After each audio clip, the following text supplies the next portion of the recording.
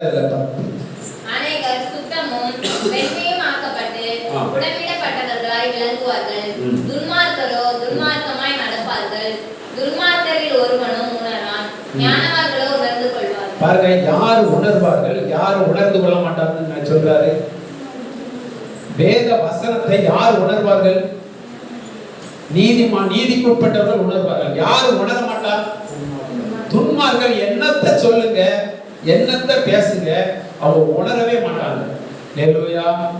ஆனால் நீதிக்குட்பட்டவர்கள் உணர்ந்துவார்கள். பாருங்க, அநேகர் சுத்தமும் வெண்மையும் ஆக்கப்பட்டு, வெண்மையும் இது யாரால் ஆக்கப்பட்டாங்க? அநேகர் சுத்தமும் வெண்மையும் ஆக்கப்பட்டு புடமிடப்பட்டவர்களாய் விளங்குவார்கள். என்ன எப்படிப்பட்டவர்களாய் விளங்குவார்கள்? புடமிடப்பட்டவர்களாய் விளங்குவார்கள். என்ன புடமிடப்படுது? நமக்கு என்ன புடமிடப்படுது? வசனத்தை நீங்க விசுவாசிக்கிறீங்க. வசனத்தை விசுவாசிக்கும் பொழுது உங்களுக்கு என்ன வரும் அப்படின்றால் விசுவாசத்தின் சோதனை வரும். ஹல்லேலூயா. யோசேப்புக்கு தேவன் தரிசனத்தை கொடுக்கிறார். வசனம் அவனை புடமிட்டது என்று வேதம் சொல்கிறது. ஹல்லேலூயா. வசனம் எதற்காக புடமிடுகிறது? யோசேப்பை வசனம் எதற்காக புடமிட்டது? அந்த வசனம் அவங்களை எங்க கொண்டு போனோம்? எகிப்துக்கு கொண்டு போனோம். யோசேப்பை எங்க கிடக்கிறாரு? இஸ்ரவேல் தேசத்துல கிடக்கிற யோசேப்பை எங்க கொண்டு போனோம்? எகிப்துக்கு கொண்டு போனோம்.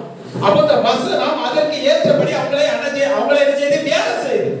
அந்த வசனம் என்ன செய்து? அவளை குழிக்குள்ளே, அந்த சகோதரர்களை பகையை உண்டு பண்ணுது. பகையை உண்டு பண்றதுனால அவர்கள் அவரை குழியில தள்ளி போடுறாங்க. குழியில தள்ளி போடும் பொழுது அந்த வசனம் ஒரு மனிதனுக்கு தயவை உண்டு பண்ணுது. ரூபனுங்கிற மனிதன் தயவை உண்டு பண்ணுது. அவர்களை எகிப்து ஜனங்களுக்கு விற்கிறார்கள். குழியில கிடந்த ஆளை எடுத்து என்ன செய்றாங்க? விற்கிறாங்க. அந்த வித்ததுக்கு பிறகு அந்த வசனம் ஒரு போத்திபார் வீட்டுல வேலை செய்ய வைக்குது. அங்கேயும் வசனம் புடமிடுகிறது. அந்த புடமிடுகிறதிலும் அவர் பரிசுத்தமாய் வாழ்கிறார்.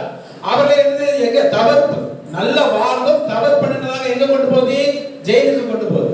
அங்க ரெண்டு ராஜாவின் வீட்டு வேலைக்காரர்கள் அங்கே இருக்கிறார்கள். அவர்களை சந்திக்க வசனம் வைக்கிறது.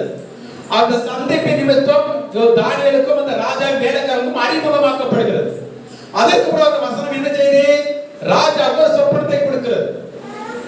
சம்பந்தமே கிடையாது. பாருங்க, தேவன் சொன்ன வார்த்தைக்கும் இங்க நடந்து கொண்டிருக்கிறது சம்பந்தமே கிடையாது. ஆனால் வசனம் இதையெல்லாம் வேலை செய்கிறது. ஹல்லேலூயா. அப்ப இதையெல்லாம் பார்த்து கடைசியில் அந்த ராஜா வீட்டுக்கே தானியேல் போகும், யோசேப்பு போகும் படிக்க அந்த வசனம் வேலை செய்கிறது. ஹல்லேலூயா. இது வரைக்கும் எது புடமிட்டது? அந்த வசனம் யோசேப்பை புடமிட்டு கொண்டே இருந்தது. இப்ப தேவன் உங்களுக்கு நித்திய ஜீவனை தருவேன் என்று சொல்லி இருக்கிறார்.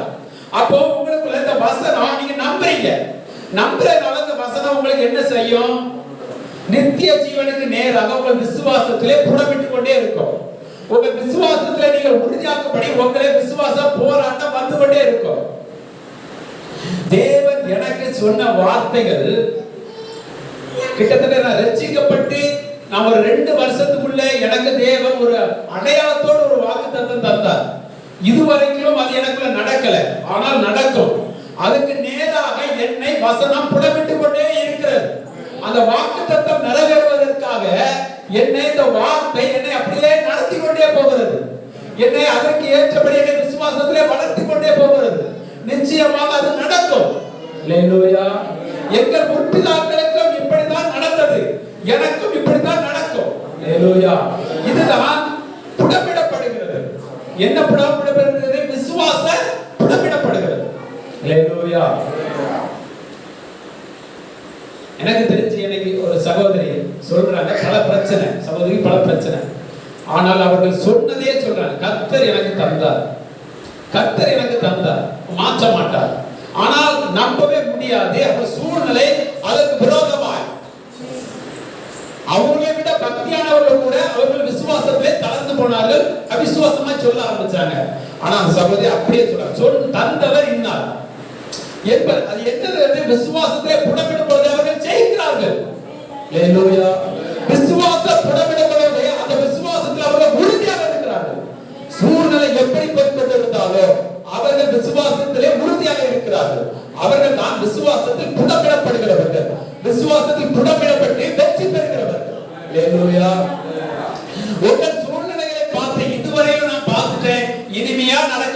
நாம் போவோமானால் விசுவாசத்தில் நாம் தோல்வி அடைகிறவர்களாக இருப்போம். ஆனால் நம்மளை அழைத்தவர், நமக்குள்ள இருக்கிறவர் நம்மளை தோல்வியடைய விட மாட்டார். நீங்கள் எப்படி மங்கி எறிந்து கொண்டிருந்தாலும் உங்களை பாதுகாத்து அவரை பிரகாசிக்க பண்ணி உங்களை வெற்றி சிறக்க பண்ணுவார். ஏனென்றால் அவர் வாக்கு பண்ணி விட்டார், நித்திய ஜீவனை தருவேன் என்று. அந்த வார்த்தை உங்களை சும்மா விடாது. அல்லேலூயா. ஒன்றிலும் குறைந்து உங்களுக்கு படாது என்று சொன்னவர் அந்த வார்த்தை உங்களுக்கு தந்துட்டார். அது ஒன்றிலும் உங்களை குறைபட விடாது.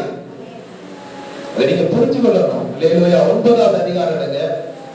தானியேல் 9வது அதிகாரத்துல 24வது வசனம். மீறல்களை தவிர்க்கிறதற்கும் பாவங்களை தொலைக்கிறதற்கும் அக்கிரமத்தை நிவர்த்தி பண்ணுகிறதற்கும் நித்திய நீதியை வருவிக்கிறதற்கும் தரிசனத்தையும் தீர்க்க தரிசனத்தையும் முன்னிறுக்கிறதற்கும் மகா பரிசுத்தம் உள்ளவரை அபிஷேகம் பண்ணுகிறதற்கும் உன் ஜனத்தின் மேலும் உன் பரிசுத்த